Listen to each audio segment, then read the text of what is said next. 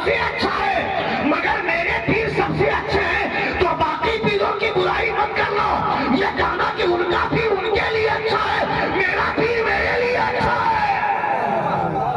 میں سب کے پیروں کو ڈھونے کی کیوں ضرورت محسوس کروں؟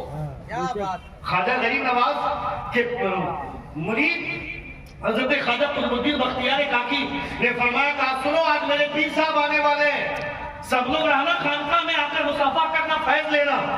خواجہ غریب نواز آئے، سب لوگ آ کر مصافحہ کرنے لگے، مگر جو سب سے چہیتا پیر ہے قطب الدین بختیار کاکی کا وہ نہیں آئے، ڈھونڈا تو ایک کونے میں بیٹھے ہوئے، کہا میرے پیر سے تم کیوں نہیں مصافحہ کر رہے ہو؟ سب لوگ فیض لے رہے ہیں، تمہیں بھی لینا چاہیے۔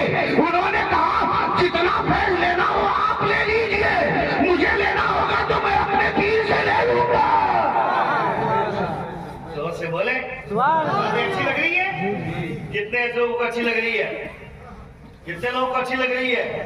45 منٹ کی تقریر ہوگی اور 5 منٹ سنیے گا، وہ بات کمپلیٹ کرتا ہوں، اس کے بعد تو گفتگو ختم، کیونکہ پروگرام بہت لمبا چلنے والا بھی نہیں، 1:15 ہو گیا، 1 بجے تک تو پروگرام ختم ہونے والا تھا، مگر وہ بات سن لے میری۔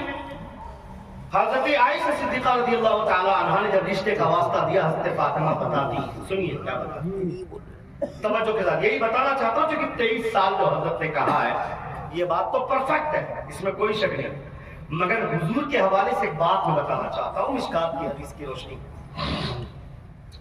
حضرت فاطمہ سے پوچھتی حضرت عائشہ کہ پہلی مرتبہ حضور نے کیا کہا کہ تم رونے لگی، اور دوسری مرتبہ حضور نے کیا کہا کہ تم مسکرانے لگی؟ حضرت فاطمہ جواب دیتی ہے، سنیے۔ حضرت فاطمہ جواب دیتی ہے کہ پہلی مرتبہ حضور نے میرے کان میں کہا کہ فاطمہ، توجہ حضرت، فاطمہ، فاطمہ فرماتی حضور نے میرے کان میں کہا فاطمہ ہر سال جبریل مجھے قرآن ایک بار سناتا تھا اور میں جبریل کو قرآن ایک بار سناتا تھا، اور اس سال جبریل نے مجھے 2 بار قرآن سنایا ہے اور میں نے 2 بار جبریل کو قرآن سنایا ہے۔ یہ بات سمجھ رہے ہیں آپ؟ اب میں بتانا چاہتا ہوں قرآن مقدس کی جو سب سے آخری آیت نازل ہوئی، وَاتَّقُوا يَوْمًا تُرْجَعُونَ فِيهِ إِلَى اللَّهِ ثُمَّ تُوَفَّىٰ كُلُّ نَفْسٍ مَا كَسَبَتْ وَهُمْ لَا يُظْلَمُونَ، آیت کے اعتبار سے، مگر سورت کے اعتبار سے سب سے آخری سورت جو نازل ہوئی، اِذَا جَاءَ نَصْرُ اللَّهِ وَالْفَتْحُ وَرَأَيْتَ النَّاسَ يَدْخُلُونَ فِي دِينِ اللَّهِ أَفْوَاجًا فَسَبِّحْ بِحَمْدِ رَبِّكَ وَاسْتَغْفِرْهُ إِنَّهُ كَانَ تَوَّابًا۔ اس سورت کے نازل ہونے کے 3 مہینے بعد حضور کا وصال ہو گیا، حضور کی رحلت ہو گئی۔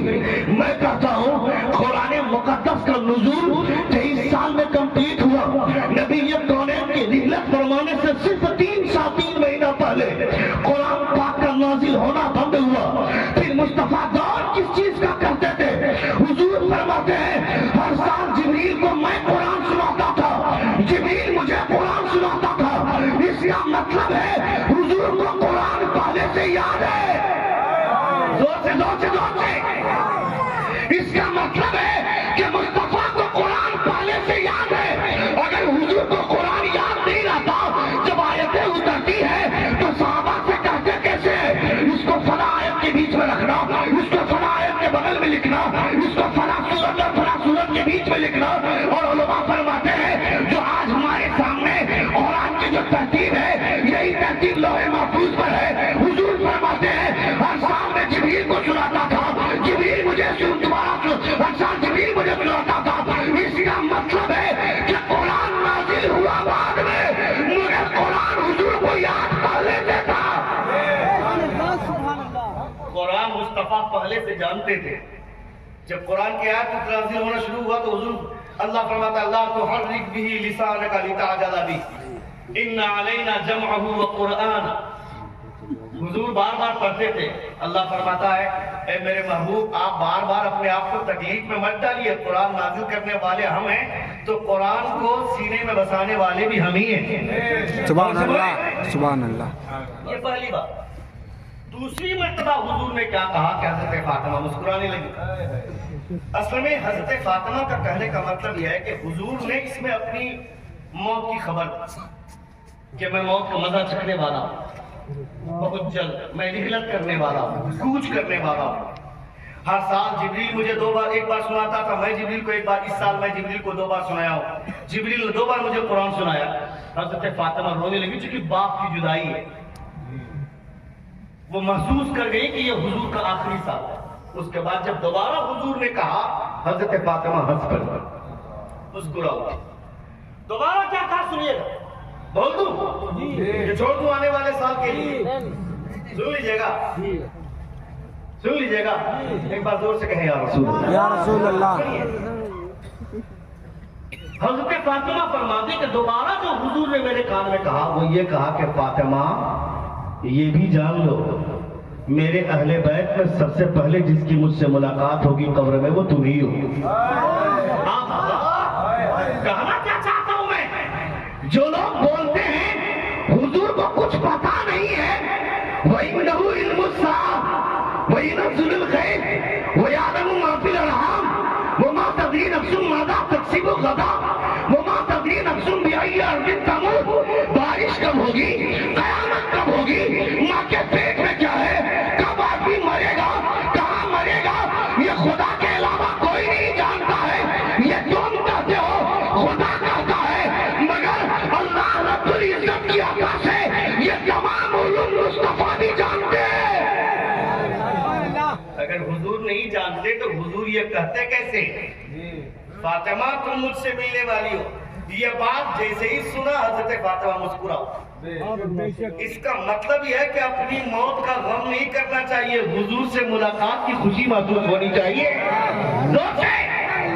ابھی 3 دن پہلے جو حادثہ ہوا، 4 دن پہلے سنبل میں جن 4-5 لوگوں کو گولی مار کر شہید کیا گیا، ان میں سے ایک لڑکے کی تصویر وائرل ہوئی۔ اس کا مسکراتا ہوا چہرہ دیکھنے کے بعد یہ محسوس ہوتا ہے اسے مرنے کا غم نہیں، مصطفیٰ سے ملنے کی خوشی ہے۔ سبحان اللہ۔ اس لیے کہ جو مرتے ہیں اللہ کے رب العزت کے رسول کی محبت میں، وہ مرتے نہیں ہیں، وہ شہید ہوتے ہیں، شہید ہوتے ہیں، وہ شہید ہوئے۔